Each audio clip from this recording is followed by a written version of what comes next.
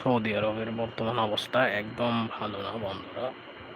আপনারা দেখতে পাচ্ছেন আমি কিন্তু লোড আনলোড বিষয়ে সৌদি আরবে এসে মহা বিপদের মধ্যে আছি। দেখেন কাজ মৌসুমী এই সপ্তাহ টানা 3 দিন বসে কোনো কাজ নেই, কোনো কর্ম নেই।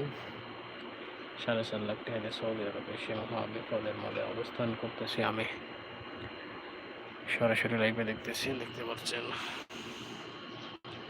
আমরা যে গাড়িতে করে ক্লিন করতে যাই সেই গাড়িটা দেখতেছেন এখনো কিন্তু বসে অবস্থায় আছে, কারণ কাজ না থাকার কারণেই কিন্তু আমরা সকলেই বসে আছি। যে আমরা 8 জন দুটি গাড়িতে করে যাই, দুটি গাড়িই কিন্তু বসে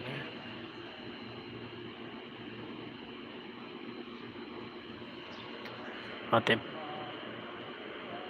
কেউ যেন সৌদি আরব না আসে। মূলত আনলোড বিষয়